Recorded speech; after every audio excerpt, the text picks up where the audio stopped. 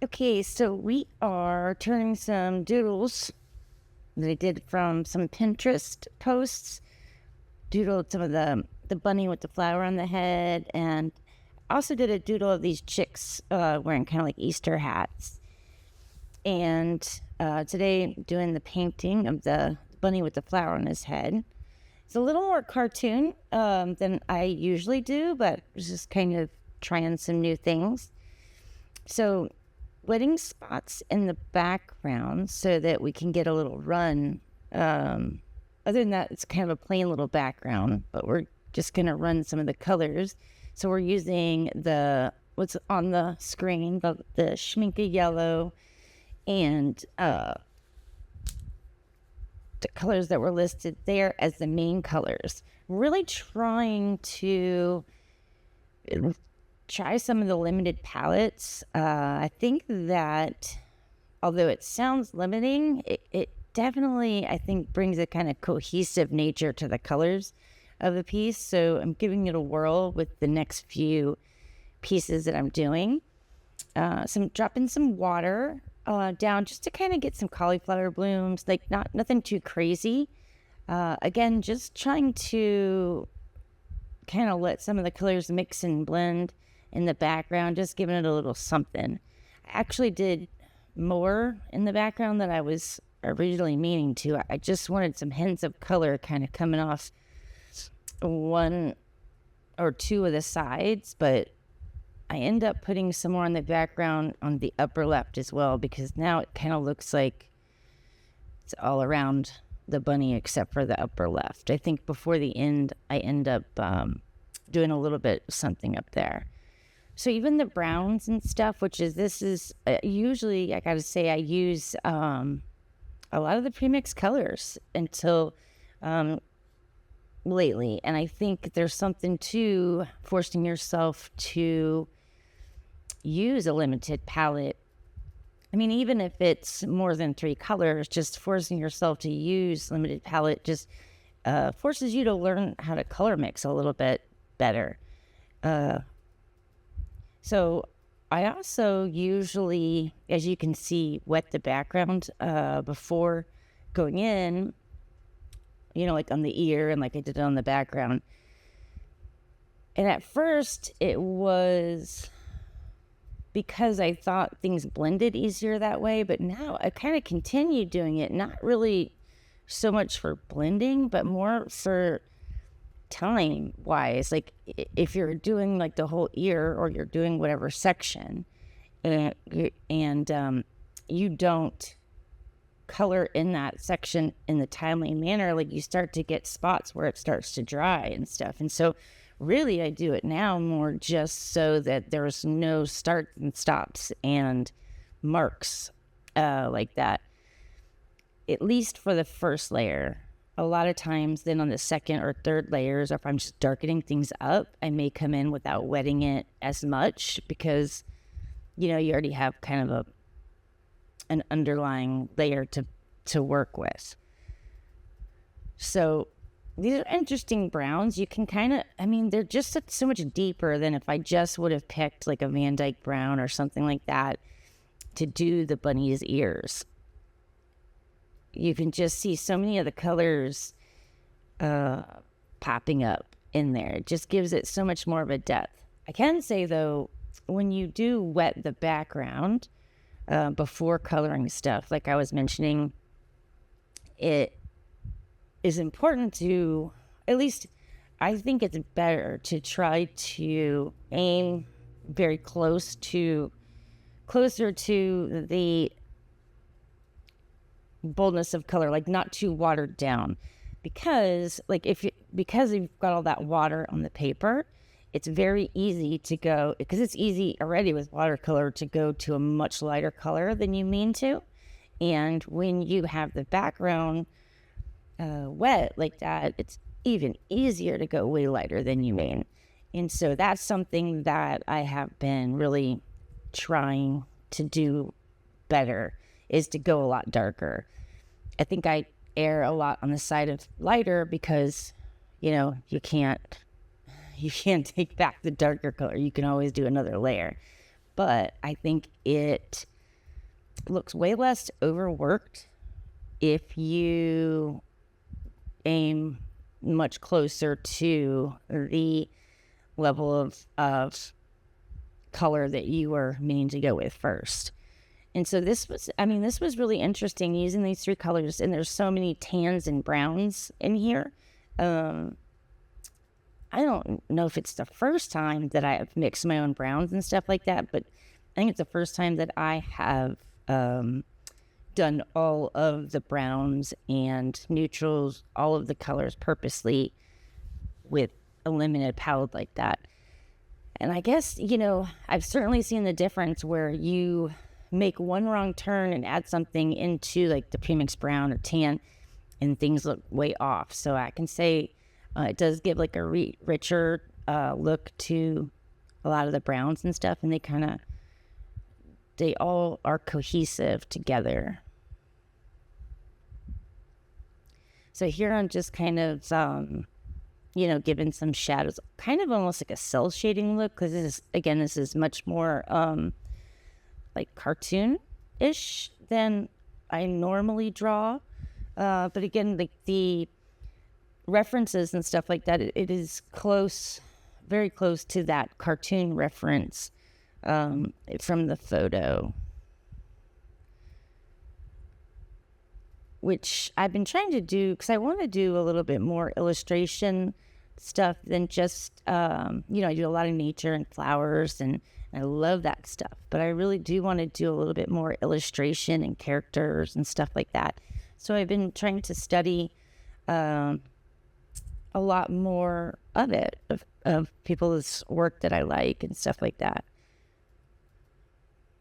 So here again, the darkening up at least the shadows on the ear and going through and doing some of the shadows around.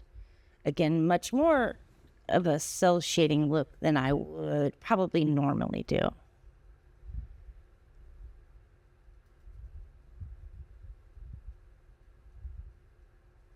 This is on the Bauhaus paper, the Academy. It's actually really, it's affordable, and I really like it.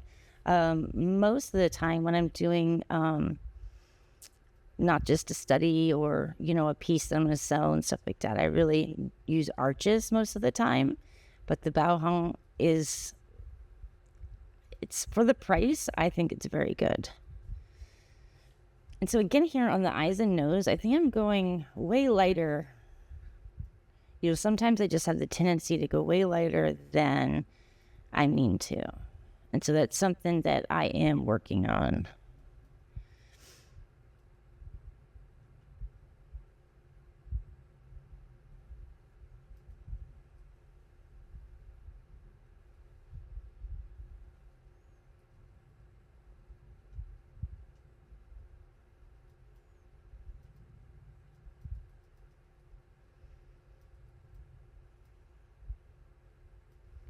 You can see the palette there on the right. I always try to work with have a lighter cut, like the browns, for example, like a super light brown, then a medium, and a darker.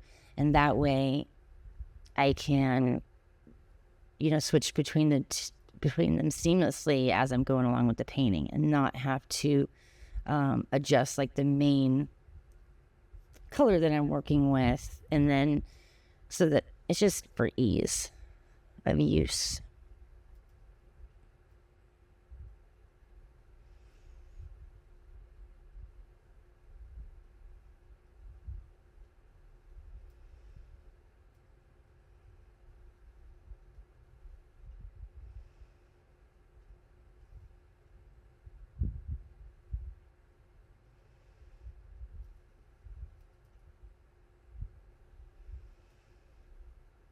So I don't think I wet the bottom of this flower because it's not like too big of an area. So I mainly do it when it is bigger than like an inch or two area, because like I said, not for blending so much as just not inadvertently leaving any lines of paint starting to dry when you're just trying to make sure the edges are good and that everything's painted on nice, and then something will start to dry on the other side.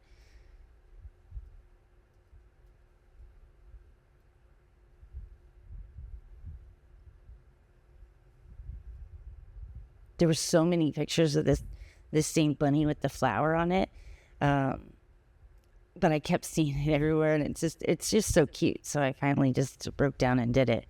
But there's so many people that have done this picture. There's so many different Pinterest pictures of it. Different ways people have done it digitally, or drawing it different ways. It's cute. So again, I put up the references and stuff that I use, but I have no idea if that is actually where they originally came from or what. But I just wanted to put those up because obviously it's heavily influenced from those references.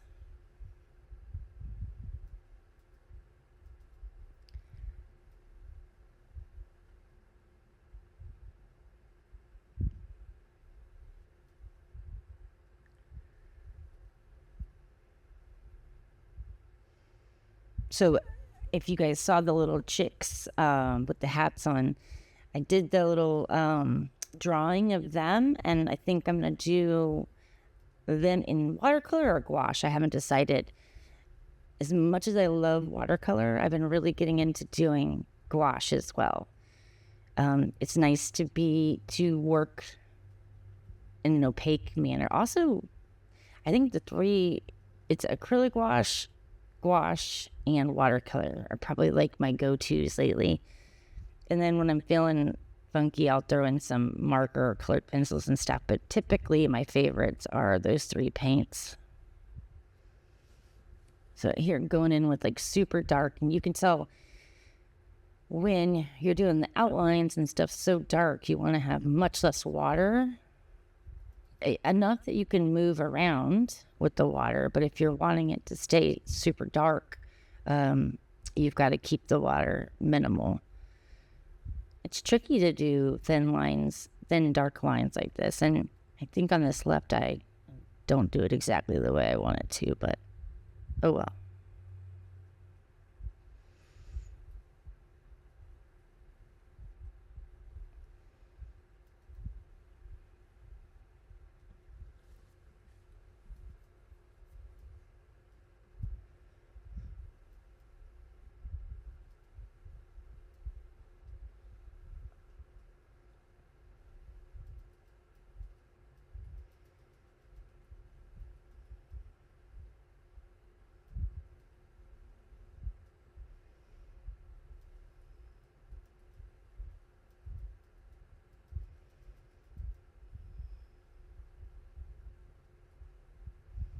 So this one was the Schminke Rose, the Quin Rose.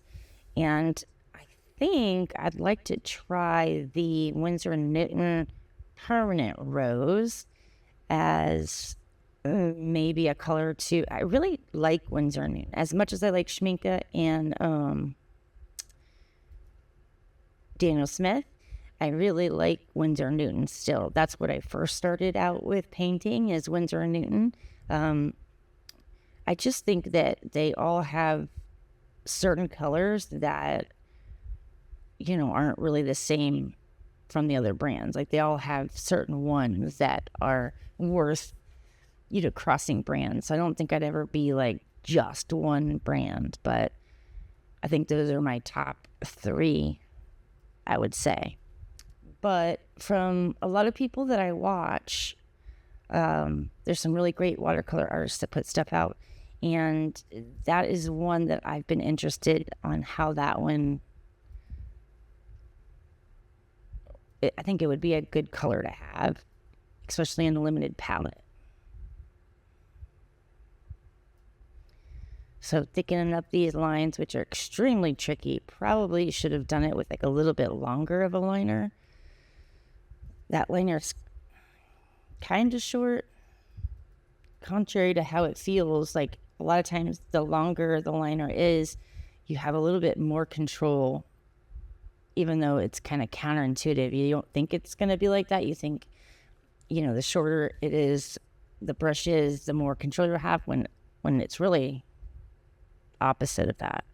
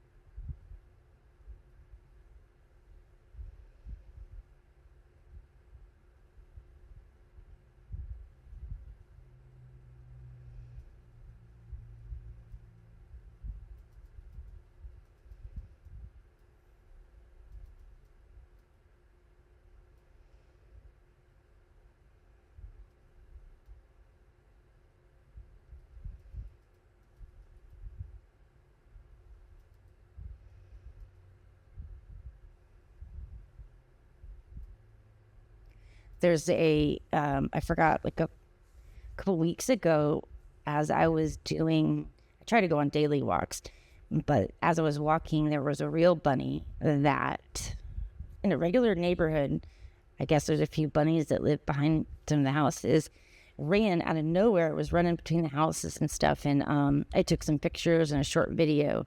So I'm probably going to do a drawing or painting, even if it's just a little study of him. And I'll clip the video and stuff on that. So this is the cartoon kind of version of the real thing.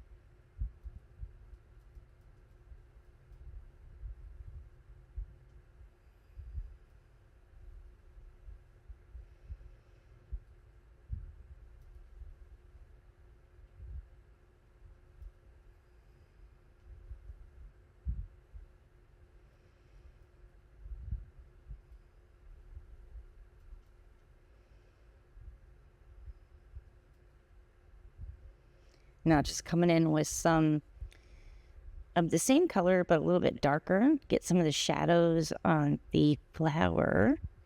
And as you can see on that upper left, I kind of came in with just more of the pink, where I didn't have any of the background kind of coming through.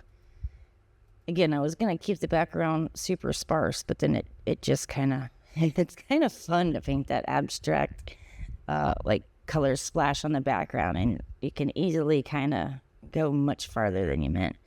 I think I got a little weird with the shadows here on there too. I think they kind of came out a little overworked looking.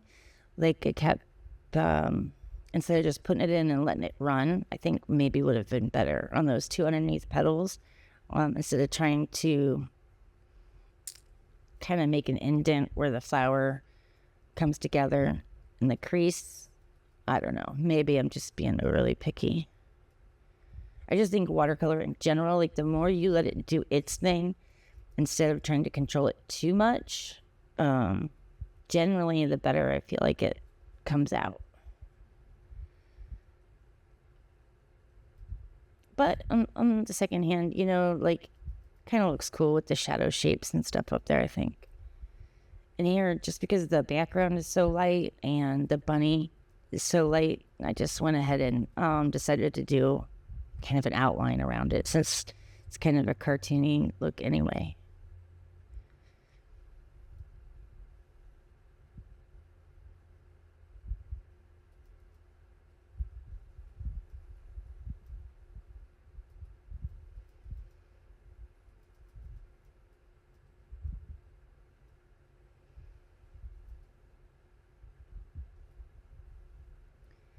But if you are still here, don't forget to like and subscribe. That would really help out a lot. I'm going to try to get back into posting more regularly. I really enjoy working on the pieces, and website should be up soon where some of the original pieces and stuff will be up for sale.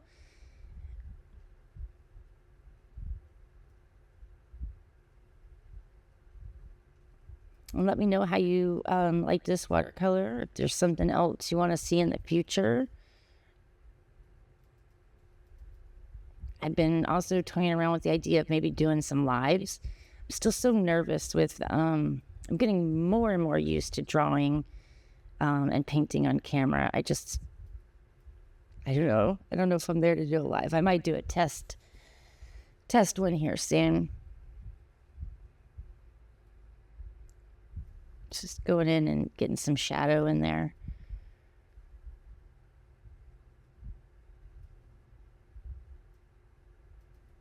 And still, these are the same colors, so, which I really think overall it does kind of tie them all together, all the colors together, when it's from the same limited palette. Plus, it makes it easier. I'm not having to pick and choose anything too crazy.